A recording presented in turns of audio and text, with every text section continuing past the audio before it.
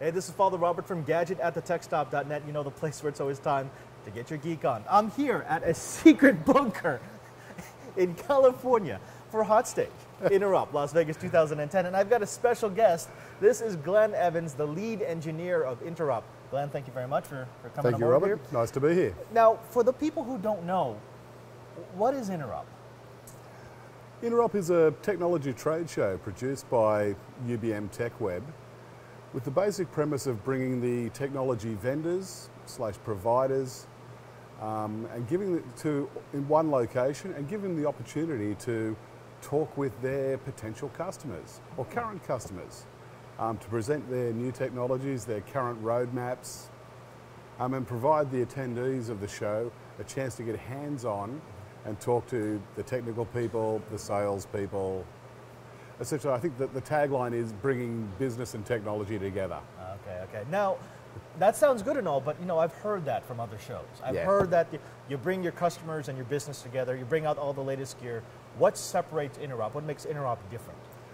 I think it's probably more the historical nature. Interop has been around for about 20, 25 years.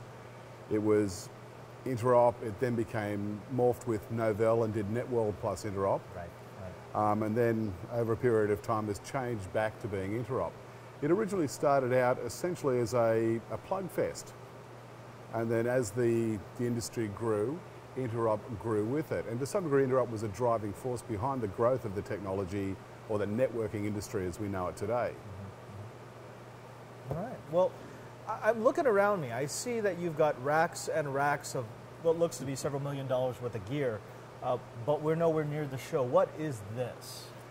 Okay, this is Hotstage. We are in a warehouse in Fremont, California, and this is a process we go through every year. We hotstage the equipment prior to going to the show.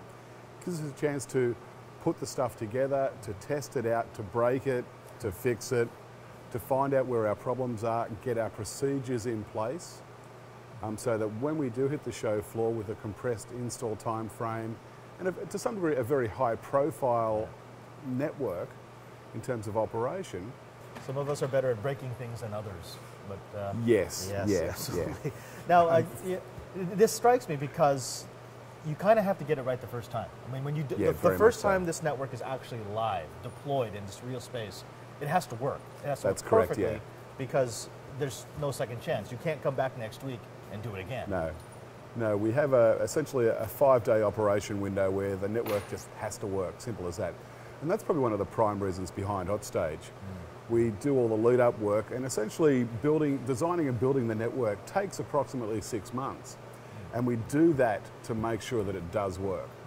I suppose probably the one thing to remember about InteropNet is that it is not just one network, it is multiple networks. And they're providing a number of different services. And yes, we build an enterprise network here at Hotstage, and we present that at the show floor. But we then provide service similar to ISPs to our customers, who are the exhibitors and attendees of Interop. So it's a bit of it's a funny network in terms of it's an enterprise in design, but service provider in operation. Okay. So that makes for some interesting challenges. We have, probably similar to most environments or most large corporates, a dual core, a dual router, dual switch core based on the Interos's N series platform. We use Interos's X series platform as our edge routers, doing BGP peering with our upstream providers. I think it's the combination of how we do it and the combination of the different vendors coming together to make it happen. And that's probably more the story behind it.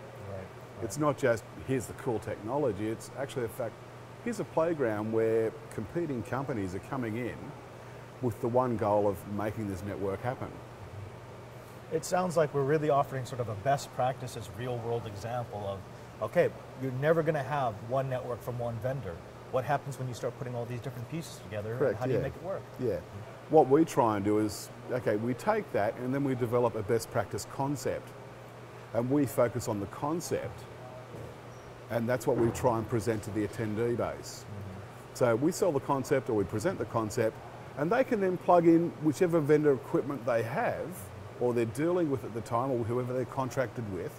Right. We plug that, they can plug their own equipment in, but it's our concept, or we like to think it is. Yes.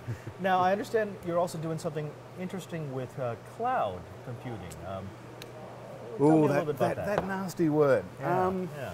I suppose, we sort of, cloud computing, to some degree, it's certainly one of the buzzwords in the industry at the moment. And one of the issues facing the industry is, how do you define the cloud? What is the definition of a cloud? And once again, as with most things, like different vendors will have different versions of the definition. Right. For our purposes, we sort of think of the cloud as we think of a concept of a public and private cloud. The public cloud is your Google, your Amazon, that sort of deal, a platform with which you can run applications. You then have your private cloud, which is essentially a platform not local to your enterprise, remote to your enterprise, remote data center as an example, which you can run your applications or run your services, but you're not relying on somebody else providing the underlying platform. You can actually provide that platform. We do some great things during the show, on the show floor, but we also, to do that, we take a lot of gear to the show. And we've made a conscious decision to, I suppose, try not to do that. One, because it does cost money. And, we are in the business of, it is a business, let's face it. Yeah. So we're trying to offload some of our, let's say, core services, management, monitoring, into a private space, into a remote space, that we can have operational year-round. And that provides us with a couple of benefits. One, it lets the participating companies in that remote space get access to the information that we gather on the show floor and during Hotstage, and they can analyse that and present it to their customers. And we can actually then also use that information to plan next year's network, try and look at where we've made mistakes or where we could do things better. So we have a lot of, we capture a lot of data. We now have a central storage that's available to us all year round, based on a private enterprise cloud remote data center type arrangement. Yeah. Well, right there, that kind of sells me on the concept, just because this is a great network, but as you said, we're going to build it up and then tear it down in a week. And then it's gone, and then it gets distributed to its various pieces. Correct, yeah. But with the cloud, with the fact that we push so much equipment up to the cloud, we get to keep running the network, and the vendors keep having access to everything we've built up. Correct, yeah. From a raw network perspective, we're pushing what would traditionally be the border network. The edge routers or border routers, your firewall, DMZ type equipment, up into that remote data center cloud environment. And we're able to maintain that year round. And then downstream, we can essentially go anywhere and plug into that environment, plug our enterprise network into that environment. We can do that in Las Vegas, we can do that in New York City, and realistically we could do that out of Mumbai, Tokyo. The network behind your network. Essentially, yeah. Fantastic. So your core services, management, applications, that sort of stuff sits out in the cloud, and we just provide essentially local connectivity for whichever show floor environment we're working with.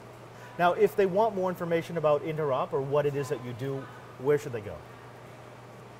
I suppose the first thing is the interop.com website. Gives you all the information about the show, the conference tracks, the exposition space, and a little bit about InteropNet. The second place would be myinterop.com, which is essentially the marketing, I wouldn't say the marketing tool, but it's the messaging tool that allows me and the rest of the InteropNet guys to get their message out to the world.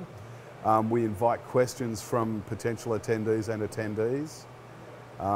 With any luck, we will actually pose some questions. So it's a bit of a two-way forum, hopefully, or that's what we plan to have it working as. And I suppose, I'll put my sales hat on, come to Interop. Oh, okay. Hey, yeah. When is that? Funnily enough, we actually sit on the show floor and we have a large build out where people sit, and You can come in, and we're quite open, and we actually invite people to come in, ask questions. We have a concept of, there's no dumb question. Oh, sorry, the only dumb question is the one you don't ask. And when is Interop? April 25th to April 29th, 2010. Where? Mandalay Bay Convention Center, Las Vegas, Nevada. All right, well, hopefully they'll see you there. Glenn, thank you They very will. much. Thank you very much, Padre.